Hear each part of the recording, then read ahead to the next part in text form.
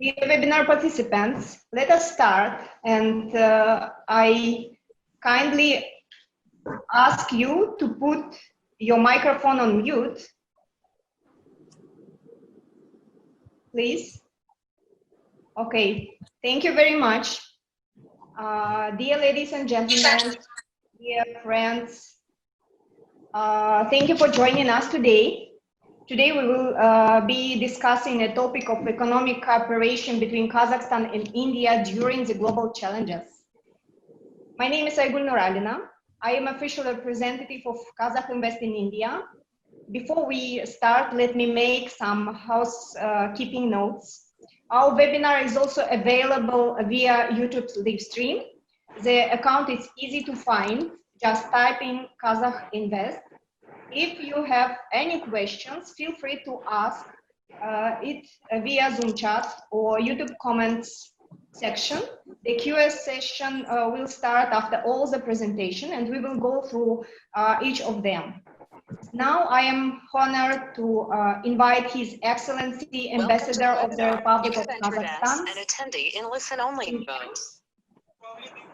Mr. Asif, please turn your microphone. Ambassador of the Republic of Kazakhstan to India, Mr. Yerlan Alimbayev, open our webinar with a note address. Your Excellency, the floor is yours. We have already started talking of all this online monitoring, this import monitoring system, putting many commodities, many products which are being imported. Excellency, your mic is muted, Excellency. Sorry. Thank you. Yeah. Dear friends, thank you, Ms. Aygul. Thank you for joining us today on our webinar on Kazakh-Indian economic cooperation in trade, economic, and investment cooperation. So I am very pleased to open this series of virtual events, actually, as we now have these days. About Kazakhstan and its potential, its opportunities, and I hope that it will help this series and this webinar, and particularly this one, will help to explore new opportunities to enhance business collaboration between my country and India. In February this year, Kazakhstan and India celebrated the 28th anniversary of establishment of diplomatic relations. Although our ties go deep into the days of the Great Silk Road, and Kazakhstan and India being in close proximity are actually very strategically important for each other. Political contacts between India and Kazakhstan was established during the first visit of the first President Nursultan Nazarbayev to India in February 1992. Actually, I wish to underline that it was the first foreign visit of the Mr. Nazarbayev as the president of newly independent Kazakhstan that time. And in 2009, our countries also signed the Declaration on Strategic Partnership, so bringing the cooperation between our countries to a higher strategic level. Mutual desire and rapid economic growth of both countries open up the broad prospects for mutually beneficial cooperation in the recent years. So we can say that bilateral interaction has experienced dynamic growth in various fields. For example, about 500 legal entities and branches with the participation of Indian venture are registered in Kazakhstan, and the National Bank of Punjab shares 41.64% in Tengri Bank of Kazakhstan in Almaty. And the special point is the trade turnover between Kazakhstan and India. For 5 months of 2020, it amounted to almost 1.6 billion US dollars. Actually, this volume exceeds the total turnover with all other Central Asian countries. Last year, it was 1.9 billion US dollars. And still there is a huge potential to develop our cooperation in trade. Also, Kazakhstan, as most of you are well aware, now counts among the top 25 countries in the prestigious World Bank's Doing Business Index. So investors' rights are given utmost priority and protection in Kazakhstan at the highest level. During the years of independence, the inflow of foreign direct investments to Kazakhstan amounted to almost 350 billion US dollars. And however, Indian investments amounted to around 317 million US dollars. So it's less than 1% of that. So I can say that there is a huge potential to enhance this cooperation, and it can be such priority sectors as mining, chemistry, agriculture, food processing, textile, medical equipment manufacturing, and pharmacology, pharmaceuticals, and new technologies. So Kazakh companies are looking for strategic partners in these industries, in these spheres, where Indian business has strong advantages and take top positions on the global level. So I'm sure that my colleagues, of course, today will tell much more about this in their remarks. From my side, I wish to inform that in order to introduce companies with opportunities to expand business through investments, last May, our national company for investment attraction, Kazakh Invest, opened its office in New Delhi at the embassy. So Ms. Aygul Nuralina, who is a moderator today, is leading that work and support Indian companies in their investment intentions. We also have honorary councils of Kazakhstan in Indian cities of Mumbai, Ahmedabad, Kolkata, Chennai, and Hyderabad. And we have today them with us. So thank you for them joining us today. So I can say that their contribution to boosting the bilateral trade and investment ties, as well as introducing Kazakhstan's business opportunities to Indian entrepreneurship community, is invaluable, actually. So today we can say that Kazakhstan and India are rediscovering each other, and especially after the visits of Honorable Prime Minister of India, Shri Narendra Modi ji, to Kazakhstan in 2015 and 2017. So this year we are expecting our Prime Minister to visit India in November,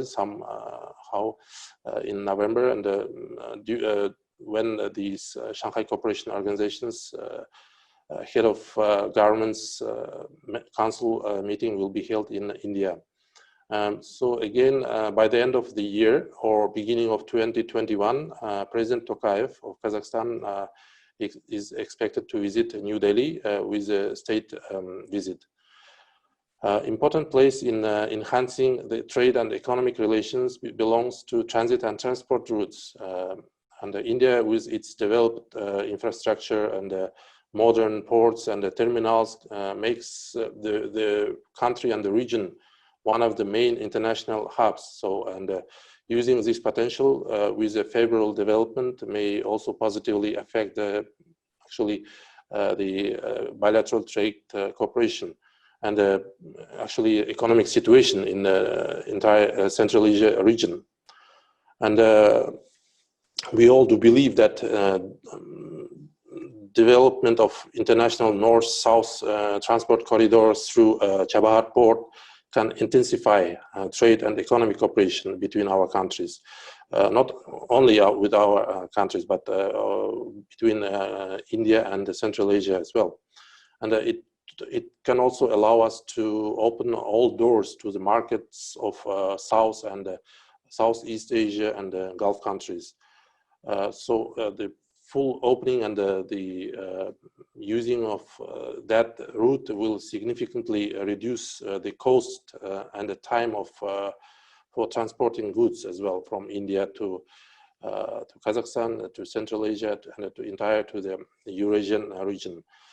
So, however, as an alternative for goods logistics now, so Indian businessmen can use the route via China and Russia, where Kazakhstan, in China, for example, Kazakhstan owns 50% in Liaoning seaport, and our well-developed railway system can also allow deliver cargo from southeastern province of China to Europe in a maximum of 15 days, 15. So it's a very promising opportunity to develop India's international trade through setting up manufacturing in Kazakhstan and export them to Russia, China, and East Europe as well.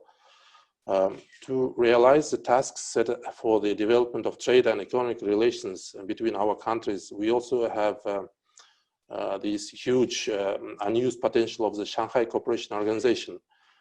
Having almost all Central Asian countries and Russia, this structure can make a real change in trade economic scenario of entire region. So we can also consider it necessary to expedite the work on concluding a free trade agreement between the member states of the Eurasian Economic Union and India. So today, using this opportunity, I wish to invite Indian business to explore vast opportunities of Kazakhstan, and which we can offer and begin a new stage of cooperation. I can say I strongly believe that the business community of India can and should play an active and a major role in this drawing the common future for Kazakhstan and India. So I wish every success to this webinar, and thank you very much. Your Excellency, thank you very much for your insightful speech.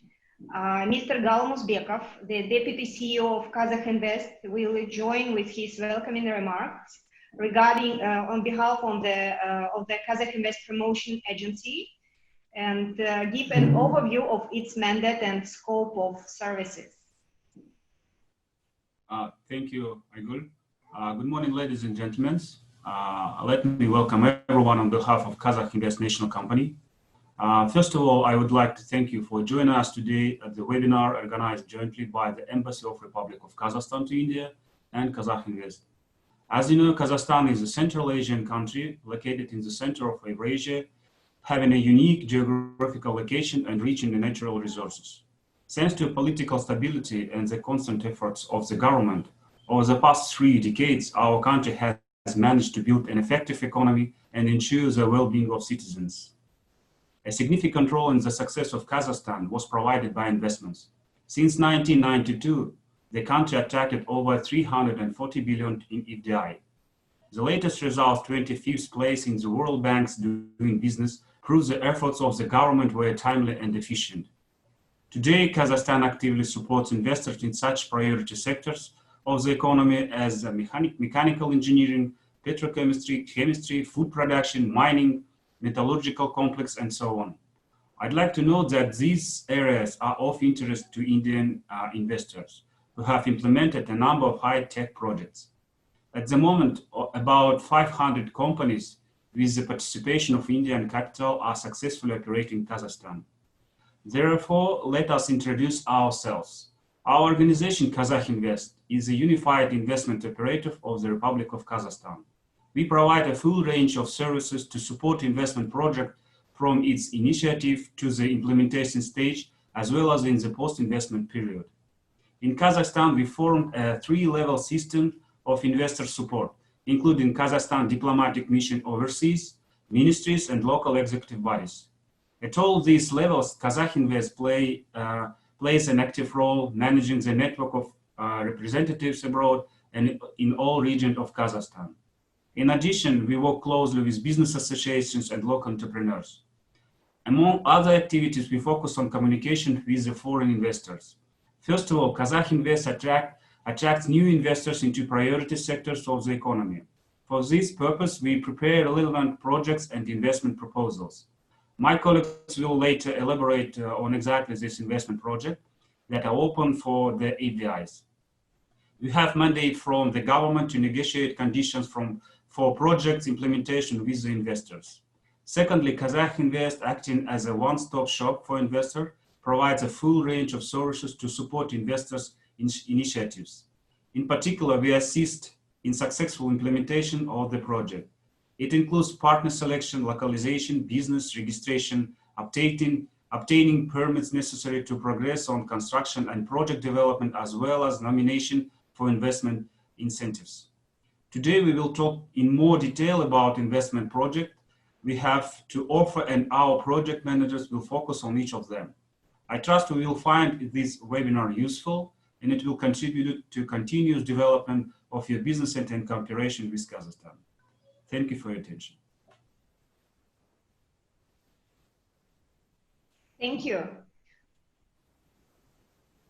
I believe that an important information for our guests to learn about how Kazakh Invest helps investors to set up business in Kazakhstan, contributes to international company grow business in our country.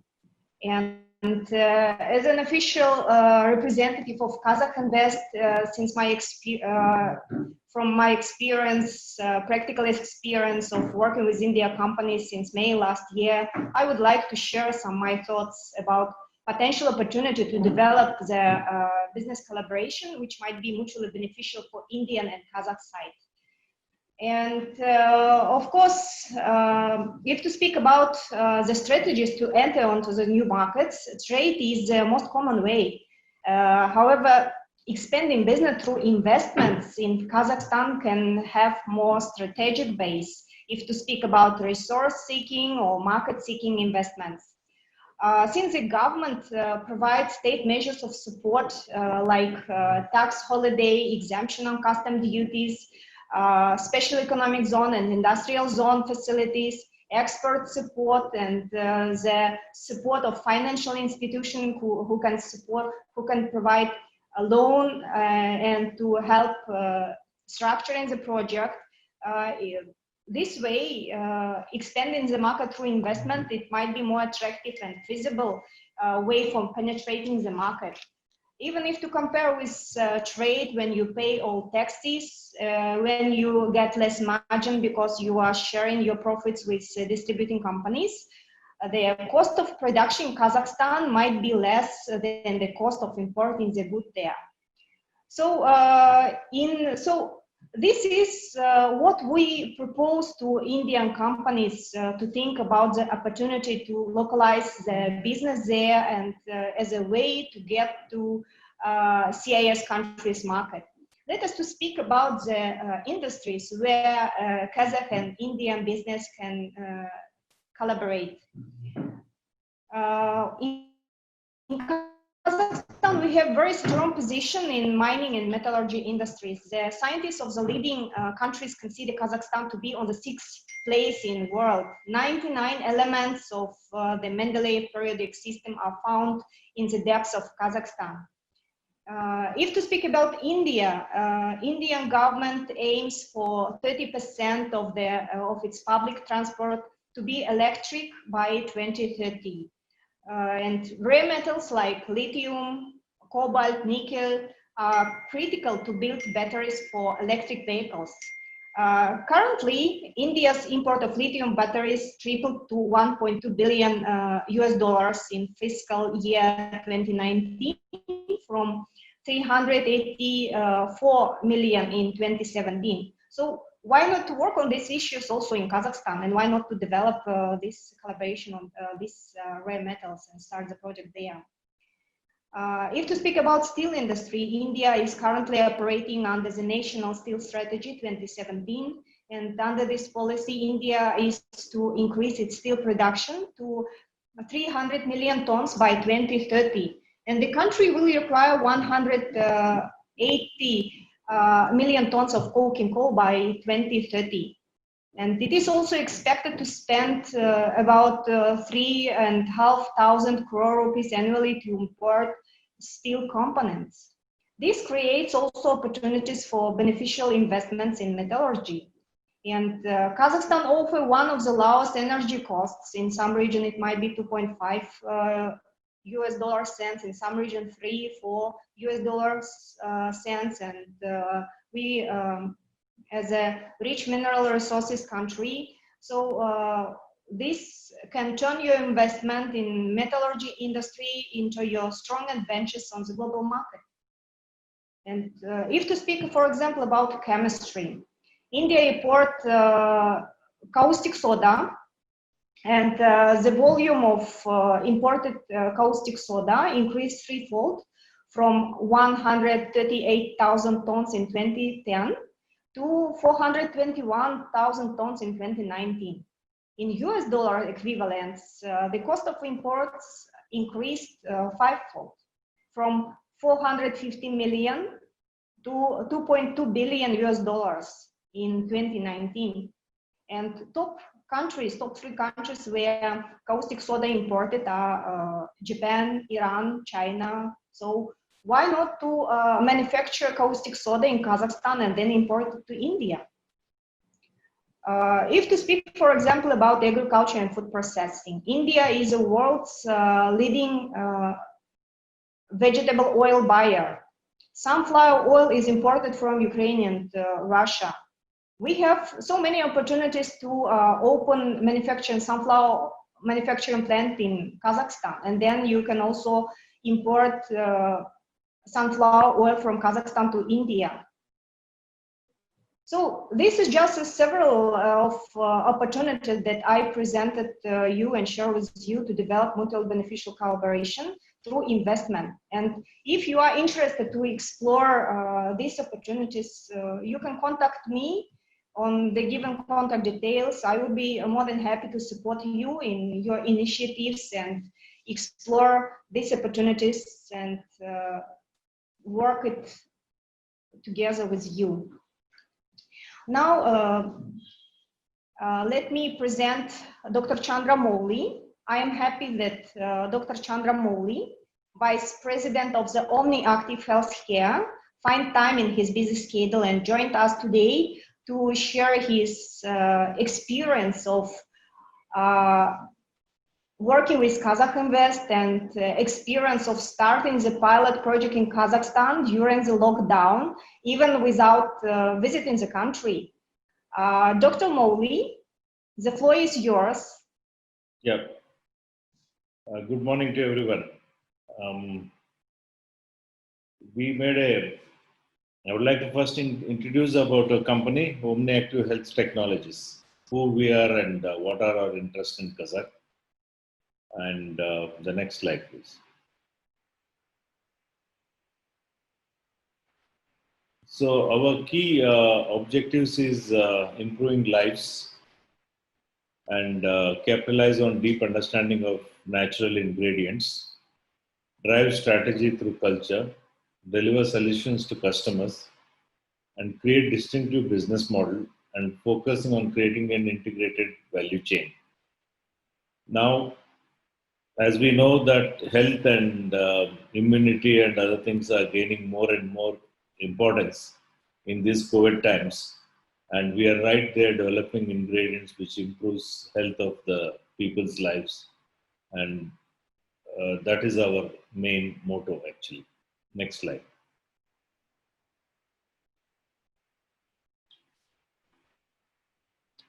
So why we are focusing on this one, we are the global leader in health supplements, especially in the areas of eye care, immunity development, weight management, because now people are saying immunity development is the new weight management.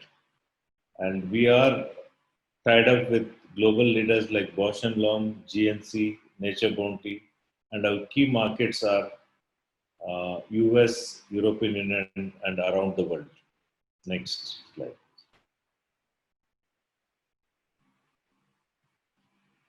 So here we would like to tell what is our supply chain and why we want to evaluate Kazakhstan. This is an important slide. What we do is we have a vertically integrated supply chain of right from developing genetically modified free seeds and agriculture extension. We purify plant actives, then develop into ingredients. We do clinical testing, and the health benefits are recorded, and we do branding. For this supply chain to operate, we require a lot of plant material which is grown well in good agriculture practices. And for example, our key product is marigold, which is a flower. It's grown in Kazakhstan also as an ornamental flower. And marigold has a compound called lutein, which is used in eye care, and it helps in prevent the decline of eyesight, which is age related.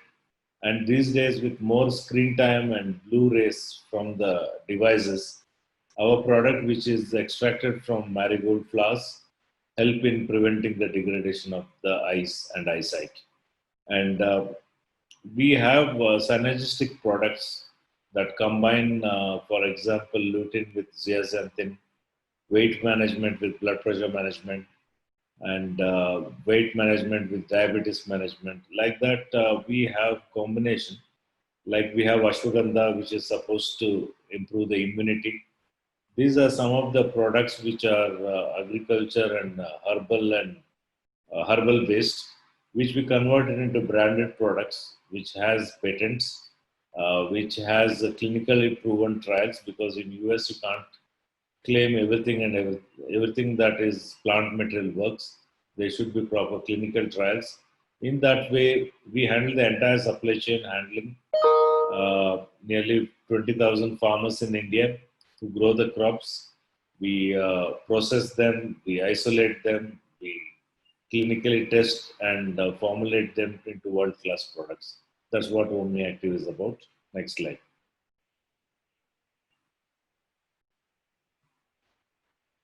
So when I say that we have an integrated supply chain, for example, if you see Lutimax, which is saying formulated ingredients, the third column on the top, these are some of our branded products. Curcumin is for immunity from turmeric. Metalife is for eyesight. Capsimax is for weight loss. Like that, we have various products, raw materials, then into standard extracts, then into formulated ingredients. And for which actually we need to have quality raw material, improvement in yields, because we wanted to make it into a socio-economically successful model, and control costs. So in that way, we are able to demonstrate a vertically integrated supply chain for this one. So in this regard, we came to know a couple of years ago that Kazakhstan has a potential for agriculture cultivation. Last year, we signed the MOU with Kazakh Invest with a two-phase project. In phase one, we would like to conduct on 10 acres trial cultivation of marigold, followed by the assessment of the factory. In phase two, our plan was to look at establishing the factory and doing a $6 to $7 million investment in factory and cultivation, and leading to a top line turnover of $40 million in 5 years. That was the plan. But when I was supposed to have visited in February, then this COVID problem came in. But throughout, actually, I would appreciate Kazakh Invest for handholding and discussing, giving us all the project details. We were almost there, trying to do the 10 acres. Then we had kept the seeds also ready, but we had a lot of difficulty because of the COVID-induced lockdown, which happened from March, and that has disrupted the project. But our idea is that we cultivate this marigold crop in Kazakhstan, set up an extraction unit, and bring the oleoresin back to India to make the formulations. That is still there. We may be delayed, but I feel that with the support, and especially Ms. Aigul, always enthusiastic, although she was stuck in Turkey, We were able to manage a small quantity of seeds reaching Kazakhstan. Already 2 acres trials have happened, and the growth of the crop is fairly good, although we were late. We are very keen that we will revive this project in 2020 and 2021. Can we go to the next slide? The next one. Because I was told I have only 10 minutes, so it's almost. Next slide.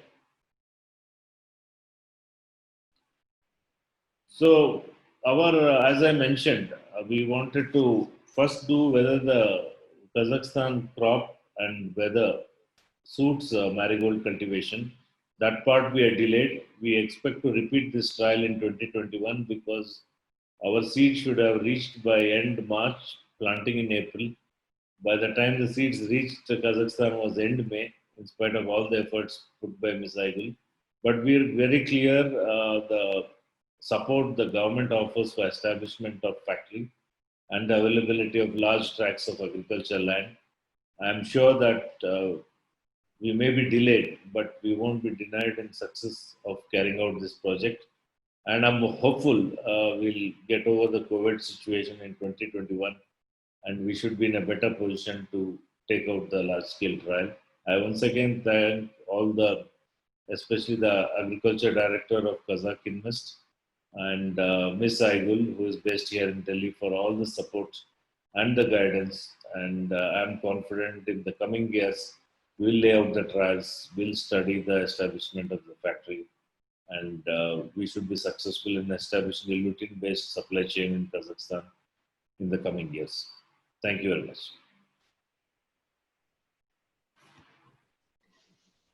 Thank you very much, Dr. Molly.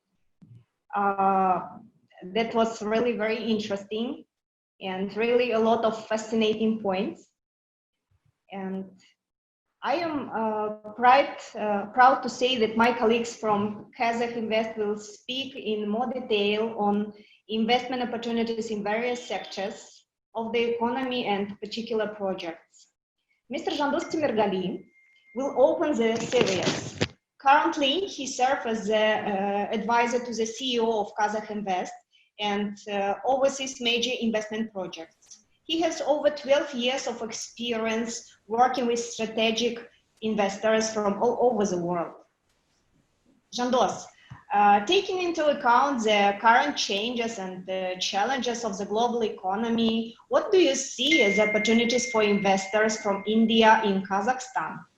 And could you please give us a quick overview of the current investment landscape and what development trade can we look forward to?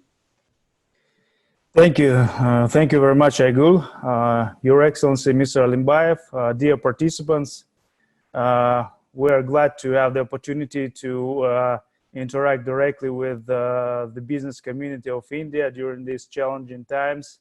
I've been to India just 1.5 years ago, and we have realized together with the Indian business people that there are lots of opportunities for mutual projects and great synergy in many sectors. So my today's presentation will include introduction to the business environment, as well as the investment opportunities in Kazakhstan, followed by my colleagues' sectoral reviews. Why Kazakhstan is desired destination for business? We should start from the beginning. So Kazakhstan is a vast country located in the center of the Eurasian continent, between Europe and Asia and the Middle East. In the region of Central Asia, the economy of Kazakhstan is larger than the economies of all other states combined. Kazakhstan is unusually gifted with natural resources, huge reserves of oil, gas, coal, uranium, and various metal ores, making the country an extremely important supplier for the world's industrial development. According to the World Bank, as doing business, Kazakhstan is currently classified as the upper middle country and transferring there in just less than 2 decades in 2006. And since 2002, Kazakhstan's GDP per capita has risen 6-fold. So a very important aspect as the traditional presence in Kazakhstan of the political stability and friendly relations with all countries. Currently, the goal of Kazakhstan is the reduction of state participation in the economy and its further diversification through attracting investment into the local production facilities. Also be sure that in Kazakhstan, you will find skilled and educated workforce. The country occupies a rather high, it's 31st place in world's Human Development Capital Index. Next slide, please. Kazakhstan has direct access to the market of more than 500 million consumers, including the countries of Central Asia, Western China, and the Caspian Basin. One of the key advantages of Kazakhstan is its favorable geographical position between Europe and Asia, as you see on the map, which predetermines its significant transport and logistics potential. On the map, you can see different routes that's coming through Kazakhstan. It is the major highway between East and the West. Strategically, it links the large and fast-growing markets. It's 65 of the world's GDP, by the way, of China and Southeast Asia, and those of Middle East and Western Europe by automobile and railroads. Thanks to the existing multiple transcontinental roads, Kazakhstan is one of the most important participants of the Belt and Road Initiative. Transcontinental transportation allows transferring goods from China 3 to 4 times faster. It's 15 days by railroads and 10 days by highway. Then by sea, it's 45 to 60 days. It's significantly increasing the opportunity cost. Kazakhstan pays the great attention to increasing volumes of transit traffic. So we can see great dynamics in China, EU-China direction at the moment. On the border with China, a modern dry port has been created. It's functioning under Ses-Horgos, East Gate, and the dry port in connection with the Western Europe, Western China highway, modern railway service, and the ports infrastructure, the Caspian Sea. We have 2 ports, Aktau and Kuryk, form a transport and logistics hub that efficiently distributes all types of cargo. Well linked and access to the major markets. So Kazakhstan is often characterized as the buckle of the belt because the new Silk Road runs through Kazakhstan, and our logistics and transportation infrastructure is largely facilitating the trade between East and the West. Next slide, please. That brings me over to the investment climate of Kazakhstan. Kazakhstan currently ranks among top 30. Specifically, we have 25th place in the World Bank's doing business, as our colleagues mentioned. Specifically, we have been ranked as 4th in the world for enforcing contracts and 7th for protecting minority investors. By the way, it takes only 1 day technically to start a business in Kazakhstan and 3 days to register a property. Next slide. The combination of all the main factors is expressed in continuous improvement of the investment climate. As previous speakers noted, Kazakhstan has attracted over 340 billion of FDI since 1919. Today, the top investors in Kazakhstan are Netherlands, United States, Switzerland, China, France, and other countries you can see on the screen. And within the last 30 days, the dynamic has been tremendous. And on the graph, you can see the dynamics within just last 5 years. Next slide. This is the brief list of the multinational investors in Kazakhstan in various industries. As you can see, the larger share of FDI to Kazakhstan has been directed towards the energy sector. However, during the last years, we can see the increasing interest from the multinational companies in other sectors, such as agriculture, food production, mechanical engineering, mining, and other sectors you can see on the screen. This is not a full list, and we desire to have more Indian companies among those favorable companies. So next one. I would like to know that in the Republic of Kazakhstan, the investors' rights are given the priority and protection at the highest level. We have developed multiple platforms to communicate and effectively solve arising issues. Firstly, we need to mention the Foreign Investors Council, chaired by the President of the Republic of Kazakhstan. Then, under the chairmanship of the Prime Minister, we have Coordination Council on Improvement of Investment Climate. This is the working platform that allows to solve various issues and make decisions fast in the working manner, and it unites the local authorities, central authorities, national companies, and private sector in order to solve particular issues. Additionally, the launch on the court at the Astana International Financial Center and International Arbitration Center is important initiative to ensure the rule of law and investors' rights protection. And this entity is operating under the English common law, very familiar to Indian businessmen, and the working language of IFC is English as well. So in order to quickly resolve any other issues, the Prime Minister is of the Republic of Kazakhstan performs a function of investment ombudsman, and the office of the ombudsman is based in Kazakh Invest. So we transition smoothly to our company. Just a few words. Next slide. Our organization is the unified investment operator of the Republic of Kazakhstan. We act as the unified negotiator on behalf of the government with all investors according to the laws, and we are entitled to promote investment in Kazakhstan and develop precise, specific projects in order to work with the foreign and local investors. For potential investors, we provide comprehensive country information, plus sectoral reviews. And what is important, specific investment projects prepared by our team and international consultants as well. Then we organize detailed visits to Kazakhstan. We set up meetings with the central government bodies and local authorities. We have representatives in all regions of Kazakhstan. Important service is business matchmaking. We assist in searching for a strong local partner.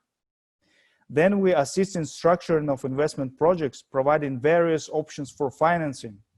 We guide investors all the way through the project implementation stage. And even after successful launch, we provide continuous service support on the questions investor may have doing business in Kazakhstan. So next slide, please. We constantly analyze the investment opportunities of Kazakhstan, identify potential niches and projects attractive to investors. You can see the major sectors that we concentrate on, the priority ones. Today, we are ready to offer specific projects in various sectors together with our full support to the potential investors. In particular, Kazakh Invest has prepared more than 100 investment proposals in such sectors as you can see on the screen. The system of support for investors is multi-level and includes various industry benefits as well as investment contracts and investment incentives. Next one. Just a few words regarding the investment incentives. We have, in accordance with the global practice, we have 13 special economic zones and that provide priority access and various kinds of incentives. And we have also 24 industrial zones that provide ready-to-build infrastructure and access to this central planning. In Kazakhstan, system of state support is multi-level, as I was mentioned before, and the government provides comprehensive support for investment projects. Next slide. This is just a brief slide of the cost of the utilities in Kazakhstan in various regions, and we can help you in localizations in all regions of Kazakhstan. They have various features and various advantages to each other. Next one. It should be noted that Kazakhstan offers a wide range of instruments for project financing. The country has more than 20 funds with governmental participation. And I would like to note here that we have both debt and equity financing. If we talk about equity financing, you should definitely talk to Kazakhstan Investment Development Fund, which is the new body providing the equity for the projects.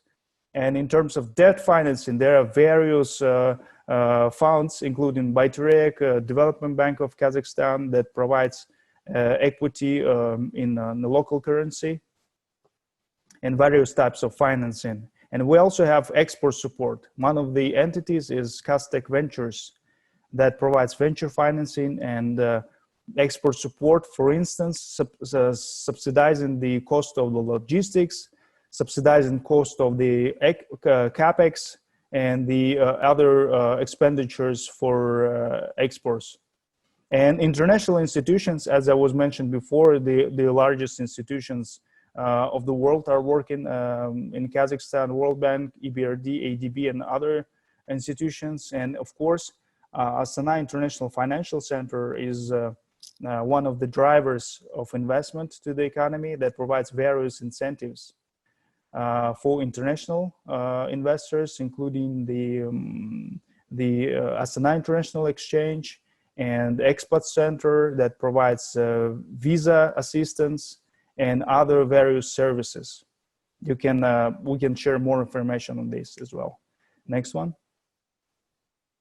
So I hope my presentation today was giving you some understanding of Kazakhstan as a country and its investment environment and business opportunities. On the slide, you can see my contacts, and after presentation, I will be more than happy to conduct individual negotiations with you on specific projects and talk more about the opportunities that Kazakhstan has in various industries. Thank you. Thank you, Jandos. Thank you. Lots of really good points that I believe our participants have also noted for further discussion with our experts. Dear guests, let me remind you of the possibility to ask questions in writing through the Zoom chat box and YouTube comments section. We will review all of the questions later during the QI session.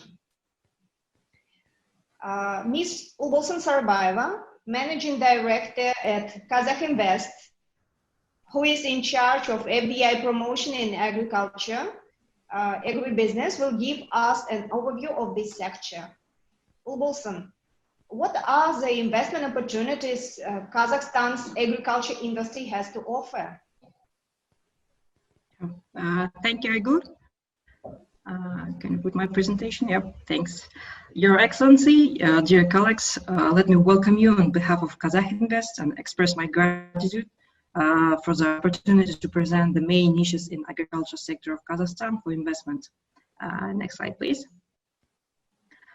Speaking about the industry as a whole, it is necessary to note the huge potential of the industry, since the total agricultural land in the Republic is more than 200 million hectares, including arable lands about 25 million hectares and pasture about 180 million hectares.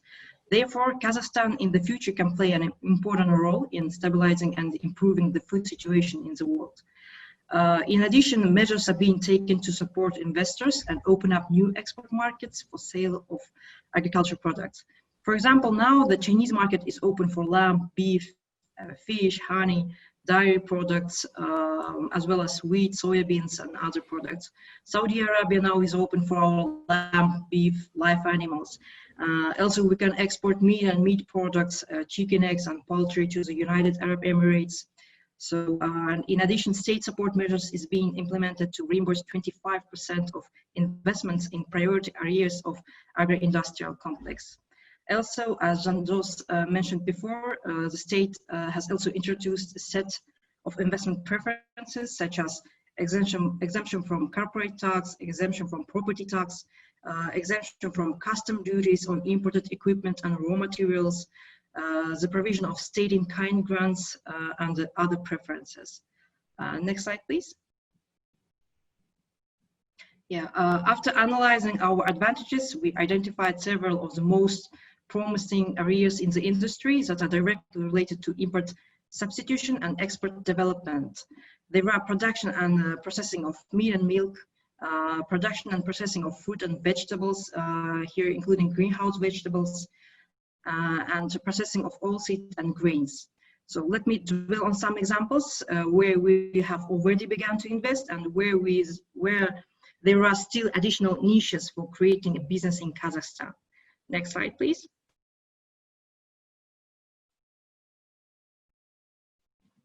Yeah, as one of the key drivers of the agro-industrial complex, a meat livestock development program has been developed until 2027, according to which the number of beef cattle is expected to be increased to 15 million heads and the number of small cattle to 30 million heads. This will increase export of lamb up to 500,000 tons per year and the beef up to 1 million tons per year. So today, Kazakh Invest is supporting the implementation of 7 projects with the participation of Australian, German, Chinese, Russian, Italian, and other companies. For a total investment is about $200 million and the production capacity of about 100,000 tons. In addition, negotiations are underway with the large American and German multinational companies for the production of meat and meat produce with an investment of over $1.5 billion. However, given the open export markets and their need, the additional potential for the production of meat and meat products is estimated at over $1.5 billion of investment additionally. So why it is profitable to invest in meat farming in Kazakhstan? Firstly, the availability of pasture land for livestock breeding is about 180 million hectares, or we are now on the 5th place in the world, and we use only 30% of that land today. At the same time, 110 million hectares are provided with underground and surface waters. Secondly, there is availability of sufficient labor force. Almost half of the country's population live in rural areas and are ready to work in this industry. Thirdly, stable and prosperous episodic situation in the country. And fourth, the presence of open export markets. For example, nearby countries import about 2 million tons of meat annually. Next slide, please. There is also potential for the production of dairy products. We produce about 5 million tons of raw milk annually, but it's not enough to cover local demand. So mainly we import milk from Russia. Given transport costs from Russia to Kazakhstan and the lower average labor costs in our country, local products have the potential to replace imported dairy products from Russia. So in addition, this year, the Chinese market was opened for export of milk and dairy products from Kazakhstan. So it's markets for about 2 million tons of milk and dairy products annually. Next slide, please. Kazakhstan is a major producer of grain and flour.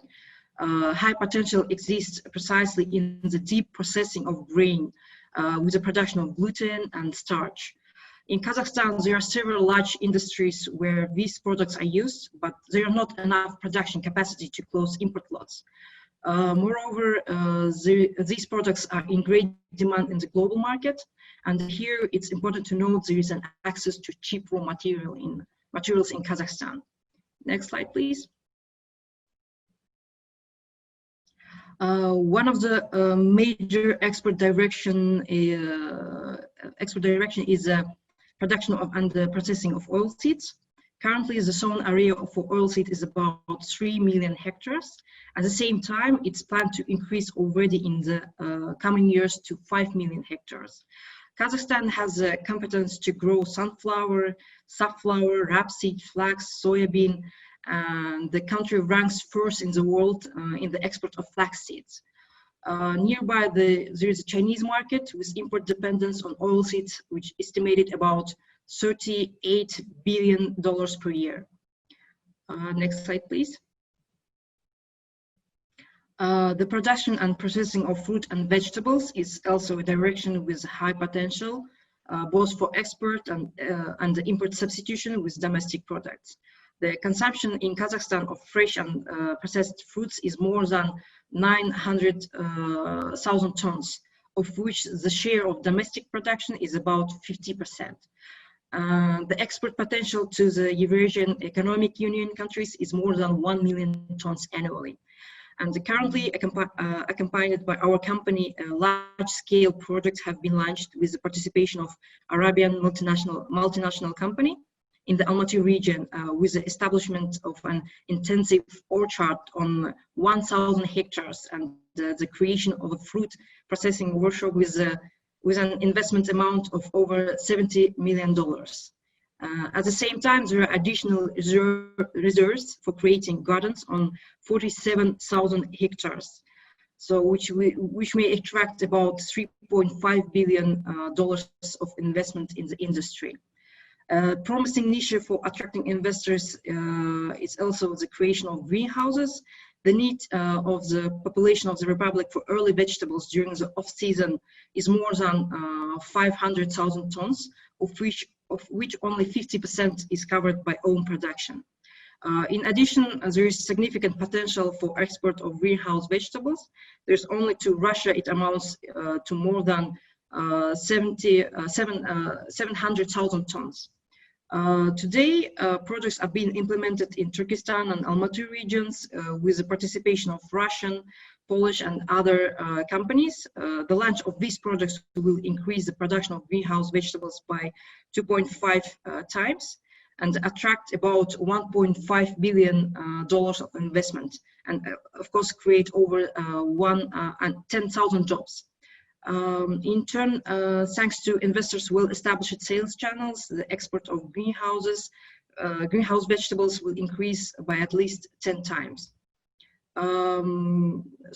Taking into account the time limit, let me add in addition such kind of investment areas as sugar beet production, potato processing, feed production, and other products, which also have high demand in the domestic and foreign markets. Next slide, please. Given the potential of these areas, annually Kazakhinvest, together with the state bodies and Akimats, conducts works to search and select niche projects among local business for further offer to investors. With the involvement of reputable consulting agencies such as Deloitte and PwC, selected niche projects are packaged according to international standards. Packaging includes the development of a business plan, financial model, and the teasers, containing complete information on project from the availability of raw materials, infrastructure, to potential markets. Today, Kazakhinvest presents about 40 packaged projects in the agriculture sector. And at the same time, I want to emphasize that during selecting projects, we are guided by two main principles. The first is an active local partner, and the second is the economic attractiveness of the project. So that's almost all niche projects have a potential Kazakh partner. In addition to this, I would like to add that there are agreements with a number of financial institutions that Jandos already mentioned before that are ready to provide assistance in financing. So we, Kazakhinvest, in accordance with our mandate, are ready to provide assistance from the idea to full implementing. We hope for fruitful cooperation in the field of investment. Thank you for attention. Thank you, Bolson. Dear participants, if you need more information on the project that have been presented or the measures of state support, please do not hesitate to contact Ms. Bolson or myself. And our next speaker is Mr. Azamat Kozhanov. He is an acting managing director, having worked with different multinational corporations and investment projects in Kazakhstan. Azamat, could you please share with us potential of Kazakhstan's such priority sectors as petrochemicals, energy, and pharmaceuticals? Thank you very much, Aygul. Yes, of course, it's my pleasure. First of all, I would like to say hello to His Excellency, Mr. Ambassador of the Republic of Kazakhstan and India, and other honorable participants of this conference. Thank you for the good opportunity to present in front of you and to show investment opportunities in various sectors. We're not going to talk only about petrochemical today. We're going to cover also energy sector, especially renewable energy sources. And at the same time, we will have a sort of a short glimpse on the pharmaceutical industry in terms of the total demand. So next slide, please. As most of you probably know, Kazakhstan has significant amount of hydrocarbon feed basically. And last year, we reached 90 million tons of crude oil. And for Kazakhstan, of course, this year has been a little bit challenging for oil and gas industry, but in general, within 3 years of period of time, we are planning to reach 100 million of ton. That's the mid target for the Ministry of the Energy itself. And of course, for Kazakh Invest, since we are not covering the exploration and production of oil and gas. However, we are focusing on the processing. And the ultimate goal is to further develop our established oil and gas industry. What is required, we need to develop the petrochemical industry. And not only develop, but establish. Since for Kazakhstan, petrochemical industry is not on the level if we compare with other countries. So basically, these days, there are various projects, as you can see on the map, that are being under the construction or already operating, and at the same time under the development. When it comes to different phases of the processing in terms of the petrochemical, of course, we are focusing mainly on the first and second phase. And later on, we hope, and that's the 10-year type of objective, long-term objective that we're planning to, we're going for 3% of the GDP impact of the total revenue that will be generated by those petrochemical projects, basically. To mention, these days, one of those strategic projects in petrochemical is being under the construction in the western part of the Kazakhstan, which is focused on the production of the polypropylene. So God willing, it will be implemented and start the production in 2021, second half. Total capacity is 500,000 tons, and basically some of the portion, around 50,000 tons per year, will be allocated for the further processing and for the localization on the territory of Kazakhstan. So there are various projects, there are various products that can be done, basically, and I believe that this type of projects could be interested for potential partners in India. At the same time, there are big multi-billion projects that are being under the development. Of course, when it comes to India, that type of project could be interesting maybe for Reliance Group, maybe some other companies like Kayavlon Impacts, who are actually working in the industry of the polymer productions.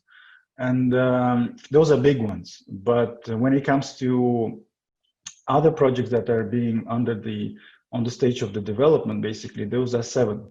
And one of the potential projects that we believe could be interesting for Indian business is actually related with the production of nitrogen fertilizers, such as ammonium nitrate and urea production, right? Because as the past history shows, we know that there are significant demand for such type of product group. And we believe because of the population itself, it could be actually attractive. And we are interested in terms of the off-takers who can actually come potentially from your region. Of course, the logistics could be tricky, but together as part of the government, and I believe in case the total demand of the offtake, total amount of the offtake, in case it would be significant, then we believe we can actually work on the logistics part as well, because the proximity itself, and there are various things that have been done in transport and logistics sphere as well, in order to provide a better rate to get the products from the Kazakhstan to various markets, basically. And if you go into the next slide, please. So like I mentioned, we have identified, I believe that the most appropriate projects where all project documentation is on place, where the feedstock issue has been resolved, that are ready for the negotiations. We believe that one of them could be base oil. production located in the south part of the Kazakhstan, and total amount of the project is around 700 million US dollars.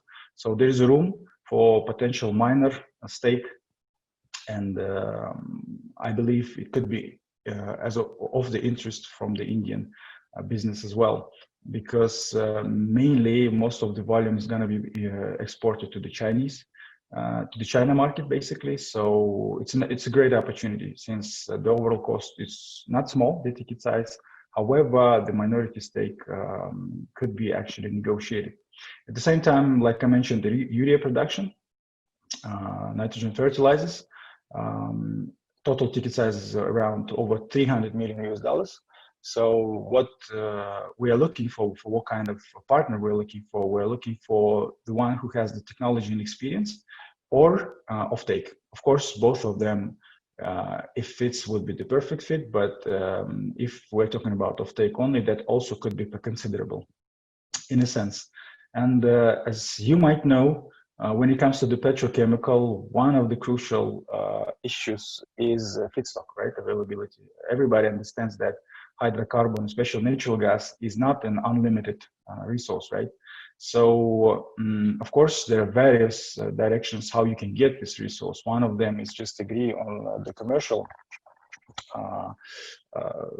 agreements between various companies who are working in the exploration and production. But we understand that, you will have to agree upon the price, which will be like export and the netback in Kazakhstan. So this economics not always works and fits perfectly.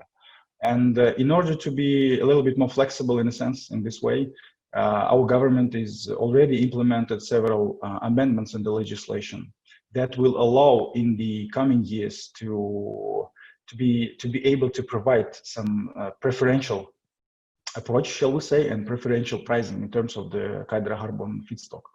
So the first amendment has been applied this year. So it actually regulates the formula for feedstock of the commercial gas, where the preferential price will be applied by the national operator who's in charge of gas supply in the Kazakhstan.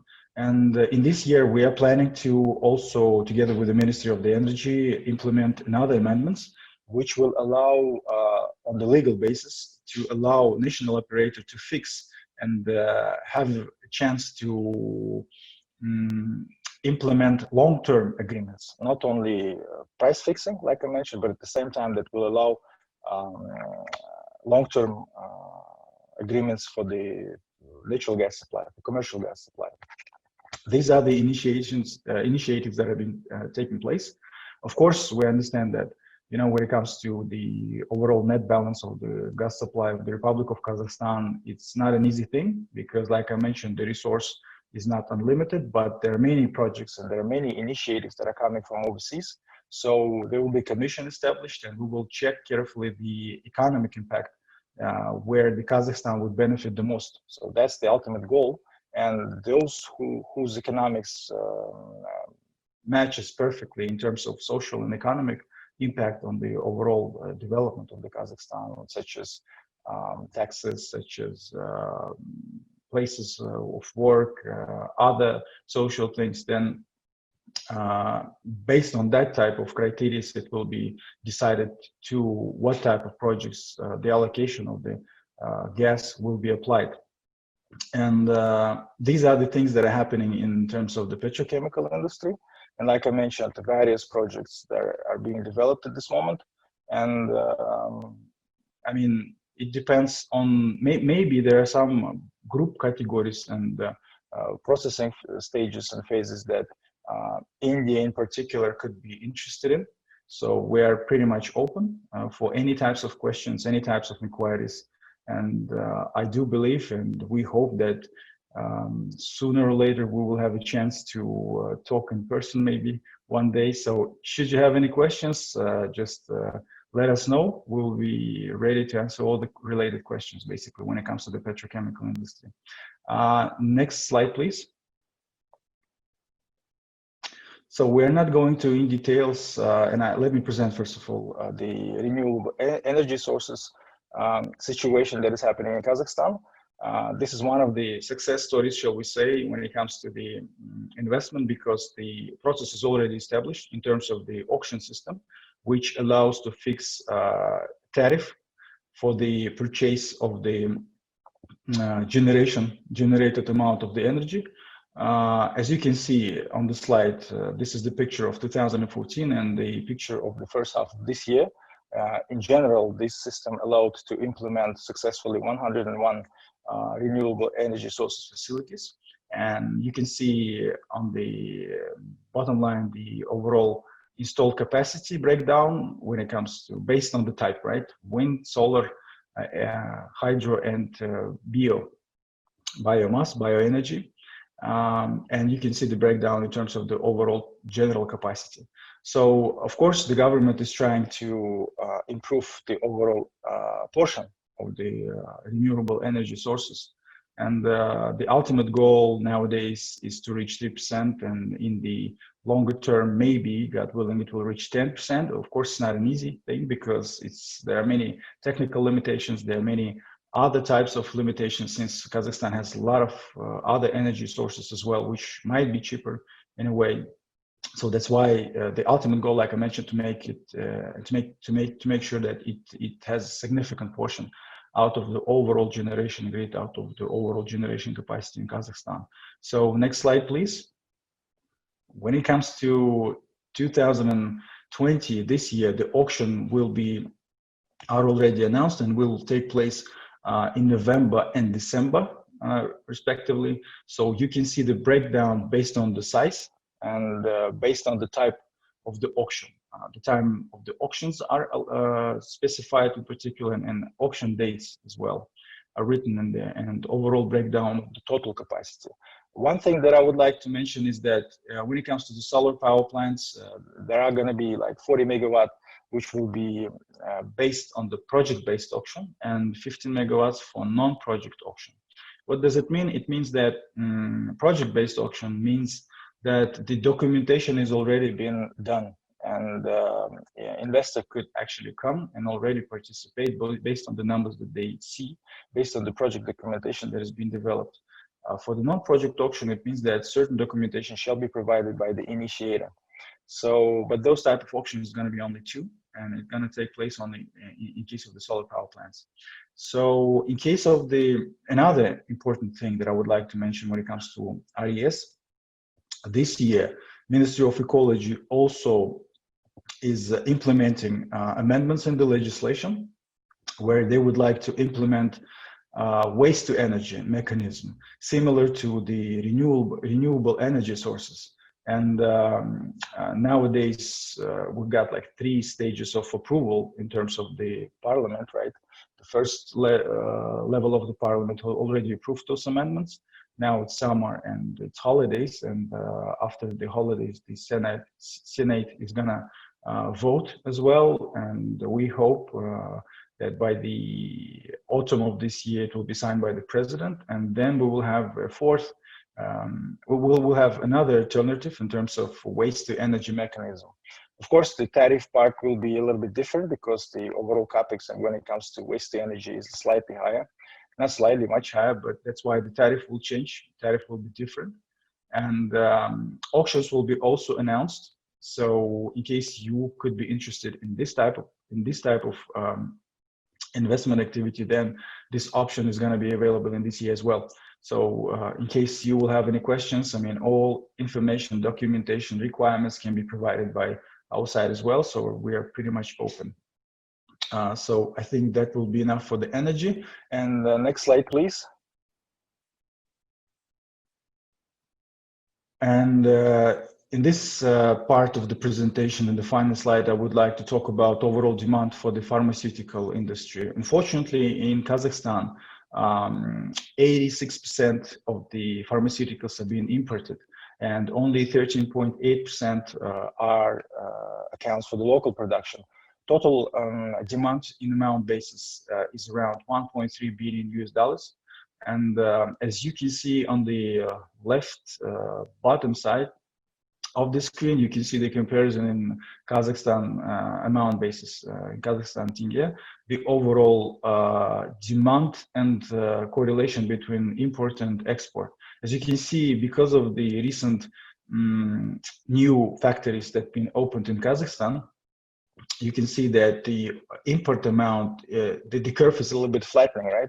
So what we are chasing, what we're trying to make sure that around 30% of the local production accounts for the overall demand, right? Of course, in 2020, unfortunately, this demand is going to be more because of the COVID-19 pandemic that is happening worldwide, and the demand is slightly increasing.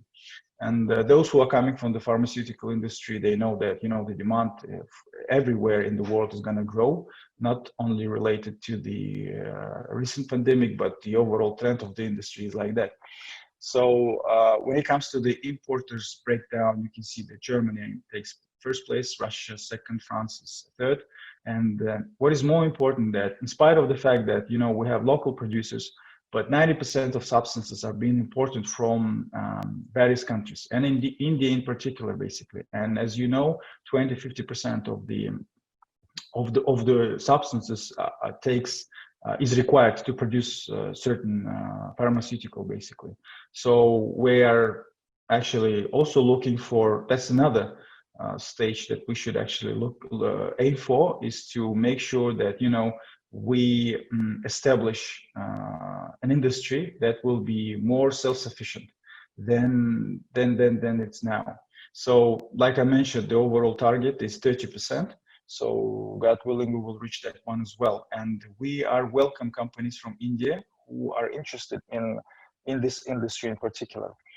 Government, like I mentioned, is pretty much flexible in a sense, but it depends on the offer. Of course, there are some requirements, and this industry is highly regulated. But in case there are some interesting offers, we can find you a local partner. Like I mentioned, there are 5 joint ventures that are operating in Kazakhstan, and they're covering 30%. And when it comes to the PPE, personal protection equipment, also demand is significant. When it comes to medical gloves, like out of 20 million pairs, 42% is basically locally produced. The rest is imported. And to the other things like needles, catheters, and syringes, cannulas, there are also only 24% are being produced locally. So this is the overall demand. This is overall glimpse of the pharmaceutical industry. Thank you very much for your attention, and let me wish health and a good spirit for your families in this uncertain time. Thank you for your attention. Thank you so much, Azamat. Our last but not least topic of presentation is mining and metallurgy sector. Next speaker, Ms. Dilara Tiktigulova, has been supporting quite a number of large investment projects in this field. Dilara, we'd highly appreciate if you could tell us more about the recent development and opportunities in this area, please. Thank you, Aygul. Good day, dear ladies and gentlemen. It's my pleasure to briefly introduce you prospects of mining and metallurgical industry of Kazakhstan. For Kazakhstan, mining and metallurgical industry plays an important strategic role. And overall, as my colleague Aygul mentioned to you before, Kazakhstan has abundant natural resources, and overall it ranks world's 6th for natural resources and 10th for its volume of minerals, excluding oil and gas. In general, Kazakhstan also ranks 1st in terms of tungsten reserves, 2nd for chromite, 4th and 5th for lead, zinc, silver, and many others. Next slide, please. In general, we believe that prospects and opportunities in mining and metallurgical industry are related to the following. First is exploration of new prospective areas that have not been explored before or explored to limited extent. In this regard, Kazakhstan adopted new mining code 2 years ago that opens up more opportunities for foreign investors. I'll give you more details on this later. Second is the development of deposits for which exploration and mining licenses have already been allocated, so-called secondary market. In this regard, Kazakhinvest has a pipeline of promising projects with local companies ready to partner with. In this also we have like over 40 projects in mining and metallurgical industry. Third is the application of new efficient methods in ore processing and metal production. In this regard, we welcome Indian companies and other potential investors that have rich expertise, because in Kazakhstan we have a number of deposits with unique composition of ore that require new efficient and advanced technologies to ore processing. Fourth is the development of deposits in the areas where new infrastructure has recently built. With infrastructure establishment starting from 1990s, in fact, we have more than 2,000 kilometers of railroads built that opened up deposits in the remote areas. Thus, it has become more economically feasible to develop these deposits. Fifth is the development of further conversions of metal processing. In fact, for Kazakhstan, strategic task is to maximize processing of raw materials within the country. Having said that, government of Kazakhstan provides investment preferences for investors that implement projects in and produce products with high value-added products. Thus, ferrous and non-ferrous metallurgy are identified as priority sectors. Investment preferences include tax holidays, exemptions from customs duties, simplified procedure for attracting foreign labor, in-kind grants, and many others. If we speak on mining and metallurgy, we have two also special economic zones that are focused on metallurgy and metalworking and chemical industry as well. Those are in central Kazakhstan, Karagandy region, special economic zone Sararka, and in the northern Kazakhstan, special economic zone Pavlodar. Overall, we have 13 special economic zones. Next slide, please. An important initiative of Kazakhstan was the adoption of a new legislation on subsoil and subsoil use that introduces Australian model in mining sector. The measures were taken to shorten the time for granting subsoil use rights for solid minerals from 18 months to only 10 days. Conceptual innovations of mining code include the principle of first come first serve application, which is the world best practice, online access to geological information, reduction of administrative barriers and licensing procedures, transition to international valuation standard CRISCO, and full compliance with requirements and accepted regulations. Next slide, please. With the purpose of promoting investment proposals effectively, Kazakhinvest has been working with Big Four consulting companies for the last several years. We jointly prepare investment proposal for potential foreign investors, and our aim is to match these opportunities with suitable foreign investors.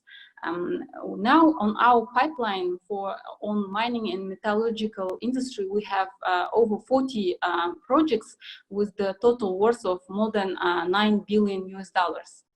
As mentioned by Aygul, we have abundant natural resources, and that would also could be of interest for Indian companies. We have abundant resources of rare and rare earth metals. We have rock lithium deposits, brine deposits, and also we have a significant concentration of reserves in the tailings of rare metal fields in East Kazakhstan.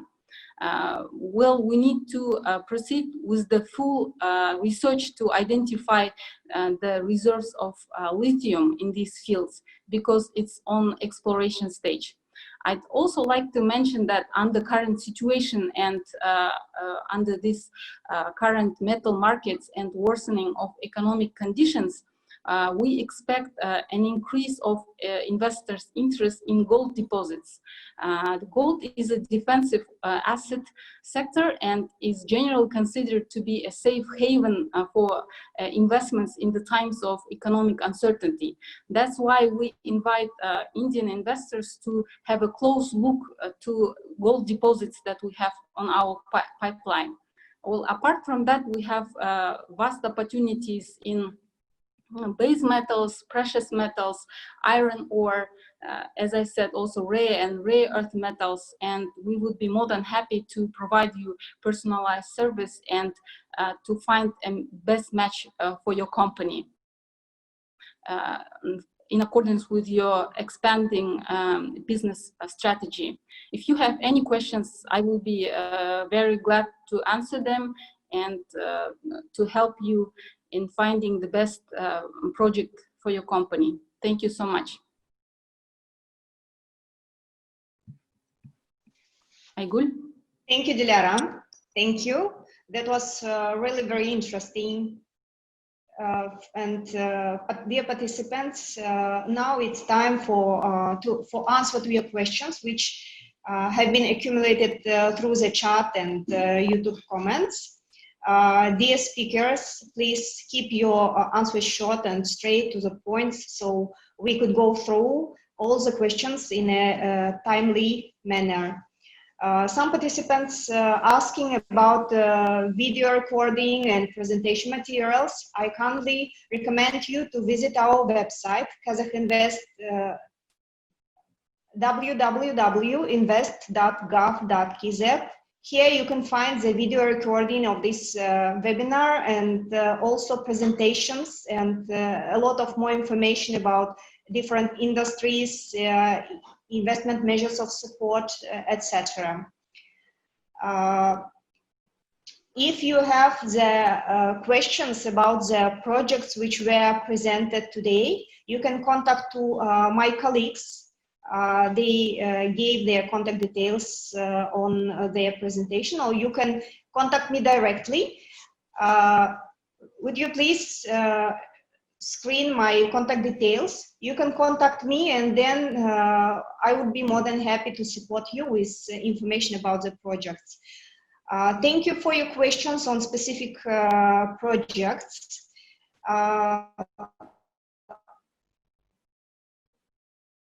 Let us answer on some of the questions.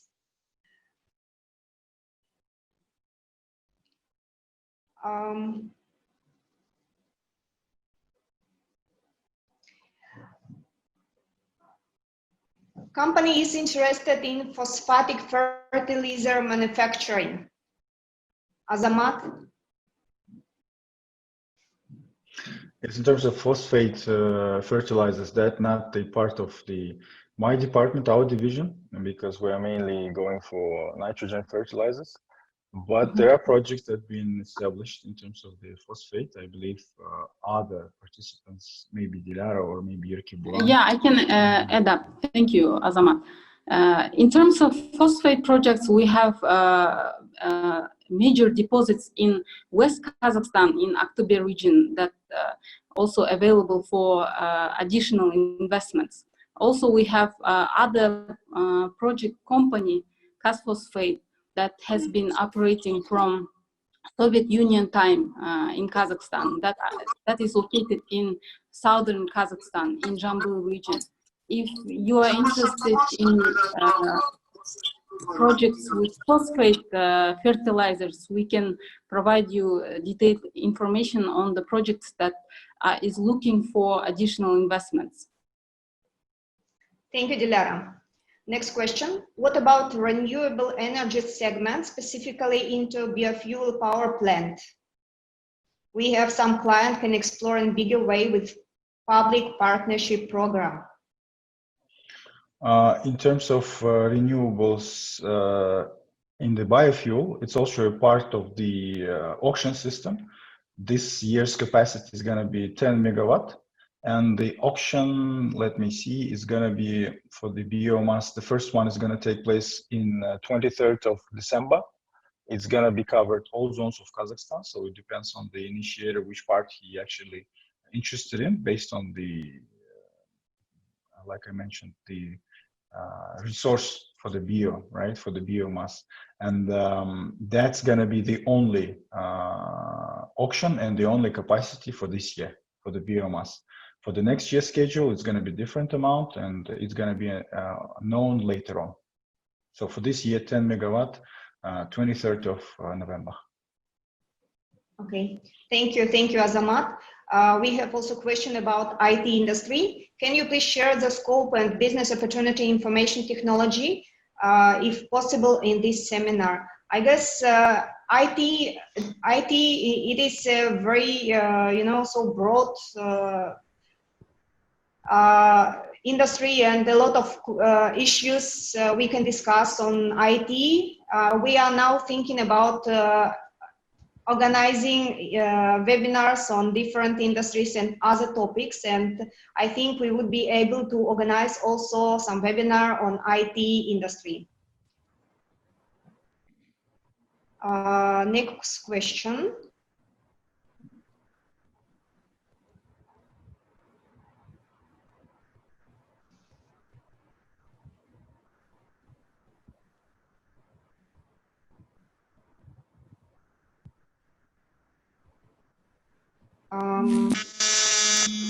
We are in VOCC in logistic industry based and Far East. Can we set up wholly owned subsidiary at Kazakh?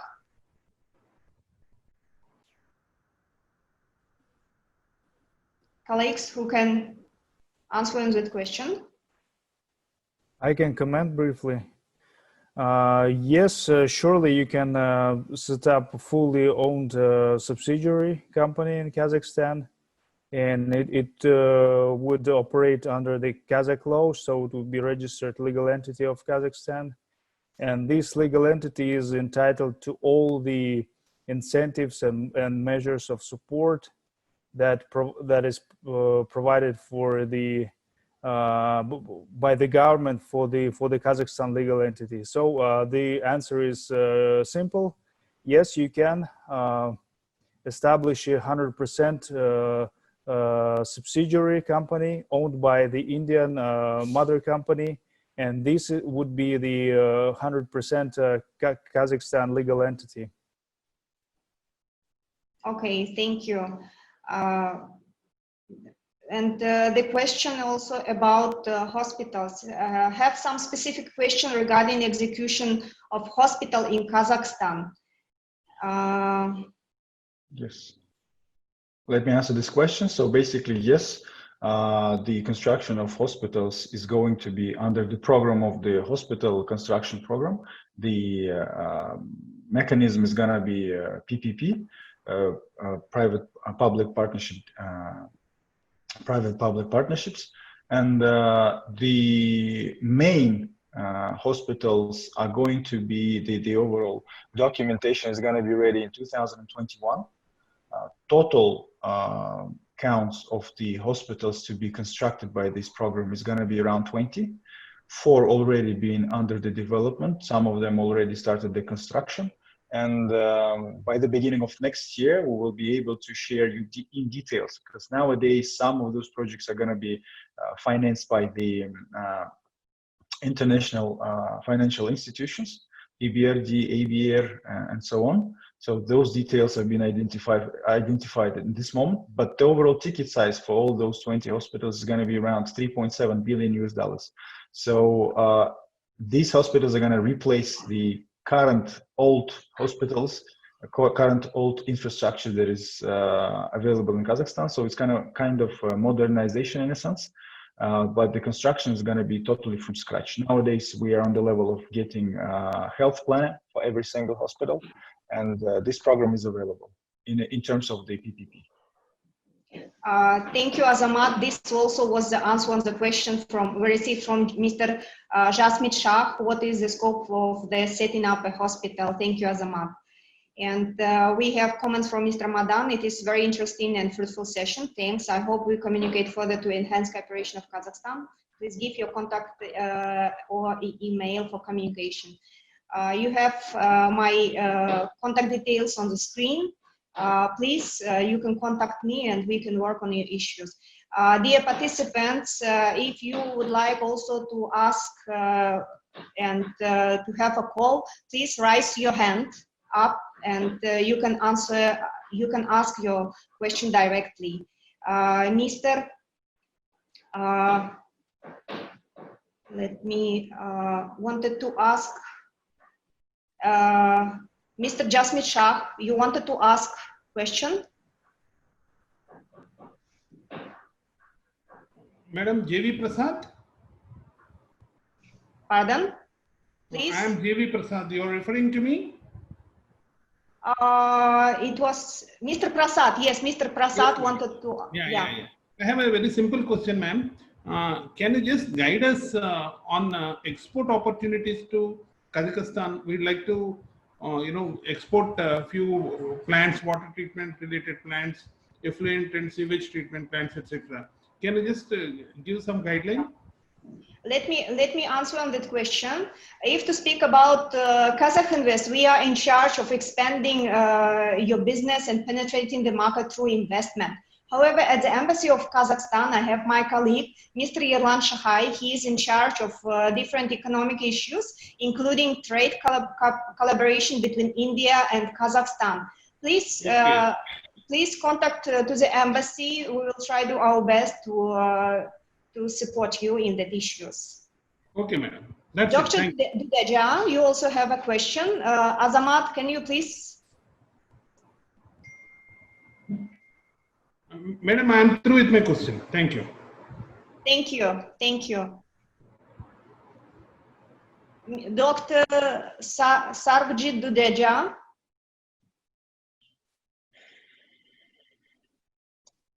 Yes. Good afternoon, madam. Yes. Good afternoon. Can you hear me? Yes, hello. Please. Yeah, I am interested to have a collaboration in scientific clinical trial for drug and various vaccines. So is it possible to collaborate in Kazakhstan for a clinical trial, animal trial for different types of vaccines or drugs? You are talking about the coronavirus vaccines in particular as well. Anything, not only corona, but there are many more vaccines. I worked for a fertility control vaccine earlier. That's called a ovine FSH vaccine. We tried on animal, on monkeys, and that is still open in the market. We can try for a fertility control vaccine also.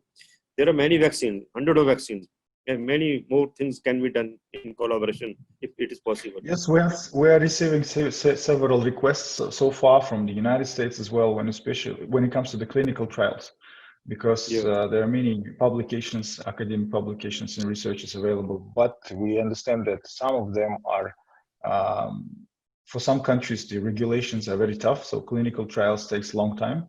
In terms of Kazakhstan, we also have our own procedure, and we can identify several partners, right? We have research institutions, we have Biocenter, which is responsible from the government side as well, who is responsible for researches in terms of vaccines.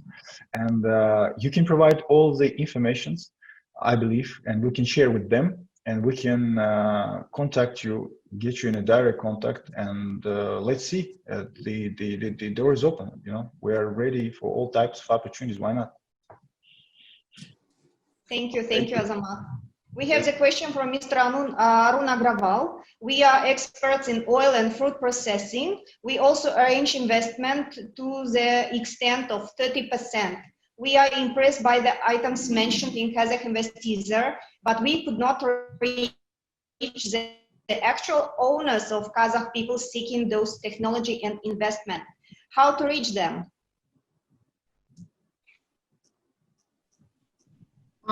Thank you for the raised question, and thank you for warm comments on this webinar. You can reach with the support of Aygul Ryan. I think we can organize a meeting via Zoom, via other programs, which is suitable to you. And just let me know when you can meet with our local partners in that sector, and we're able to organize that meetings for you.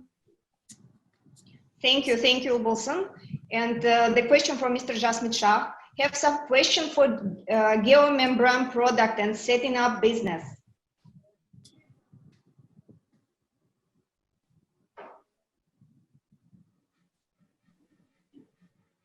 Colleagues?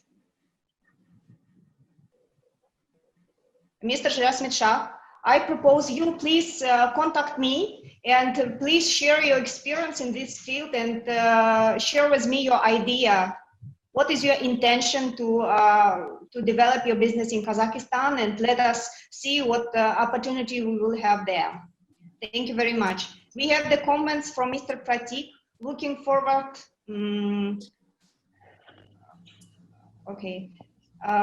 Looking forward to discussing ahead or how our students can be part of such brilliant projects between our two nations ahead for short time or long time. Secondly, let's see how our students and facilities may visit Kazakhstan in collaboration with education department, universities and institutions there, which will further promote tourism, education, research and more.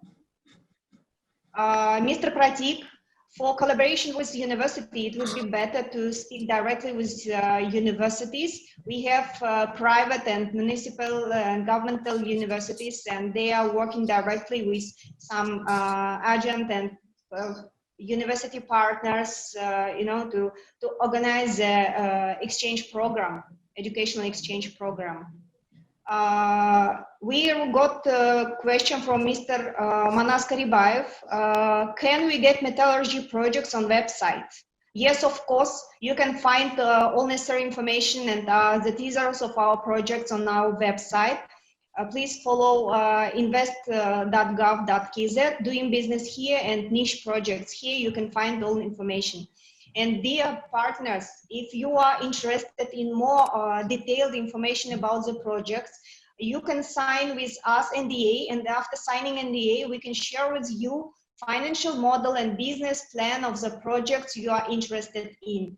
These materials were developed with participation of one of Big Four companies such as Deloitte, PwC. We would be more than happy to work with you. What are the rules on minimum localization content rule in the petrochemical industry? Azamat? Can yes, you please? could you repeat one more time the question? I couldn't hear it properly. What are the rules on minimum localization contact rule in the petrochemical industry? Well, obviously, in this moment, in terms of localization, we are chasing everybody wants 100% localization, but of course, many things are not produced. We prefer, it depends on the project, right? Some of them that can be localized in terms of the construction works. We, of course, looking for Kazakhstan localization.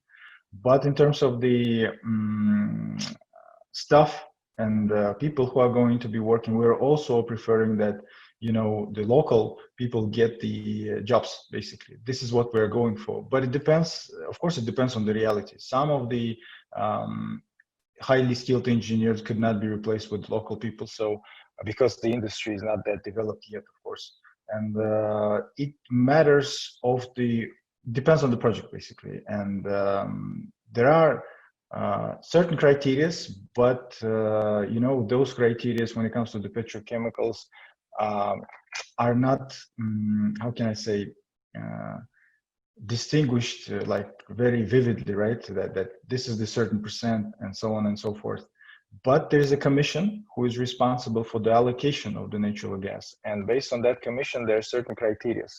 Those criteria we can share with you. They are also available on the site of the Ministry of the Energy.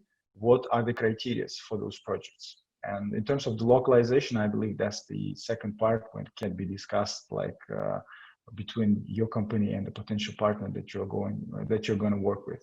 So hope that answers the question.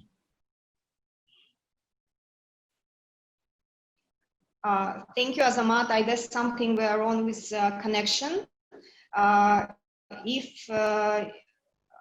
If you have more questions, please contact me. I will share it with Azamat, and we will try to give you more full information.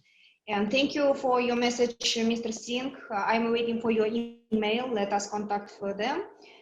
And we received the question from Mr. Pavandamani. Please guide if chromium, manganese, gold, and iron ore reserves available for foreign investor for mining. Thank you for your question. In fact, we have a number of opportunities. Please, yeah, thank you. If chromium, manganese, gold, and iron ore reserves available for foreign investor for mining. Thank you for your question. In fact, in terms of chromium, Kazakhstan is ranked second in the world after South African Republic. Kazakhstan is famous for its high quality of chromium. Basically, all the reserves are concentrated in the West Kazakhstan, in Aktobe region, and we have major two players. Those are Eurasian Resources Company and Turkish company Yildirim Group that obtained a deposit in 2013. For other major deposits, those are the major deposits, and we also have projects on exploration stage. As for the manganese, we have Kazakhstan is ranked 4th in the world, and we also have significant reserves in manganese in central Kazakhstan. We also have business opportunities in Almaty region, and in fact, on our list of promising projects, we have several projects if you are interested in. Also, gold, as I mentioned, is one of the most promising area now because of uncertain economic situation. We have about like 7 or 8 opportunities in gold also listed, and we have teasers available on our website. If you need more detailed information, you can also refer to Ms. Aygul and me. We will jointly provide you the short list of projects that would be might be of interest for you, and organize also a web meeting and other discussions with the local partner. Thank you. And the last question, please. Please also guide if gas reserve available in Pavlodar region for metallurgical industry. Gas reserves in Pavlodar. Yes, Well, region. in fact, in Pavlodar, we don't have much gas reserves. Companies are more concentrated on coal because we have abundant coal reserves in Pavlodar region, and we have their special economic zone Pavlodar that has all the infrastructure available, and it's mainly focused on chemical and metallurgical industries. Thank you, Dilara. Dear friend, thank you very much for your warm messages we received regarding our webinar. We are really very, very pleased to see you here and to work with you and to explore you investment opportunities of Kazakhstan. I think this was a really great webinar that I vastly enjoyed moderating. I hope all our guests have got some interesting takeaways and ideas.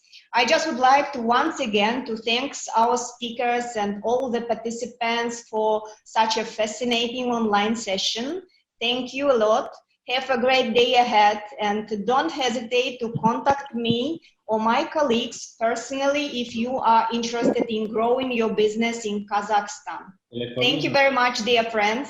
See you on our next session. We are also going to organize a session about Pavlodar region next week. Let us keep in touch. Here also you have a quiz. Please answer. And we will also invite you to join the session, the webinars on these topics. Thank you very much once more for participation. Thank you very much, Sagar. Thank you. Thank you, Aigul. It was very interesting. Thank you very much. Very Was glad to see informative. you, friends. Thank you. Thank you so much. Bye-bye. Thank you, Mr. Abraham.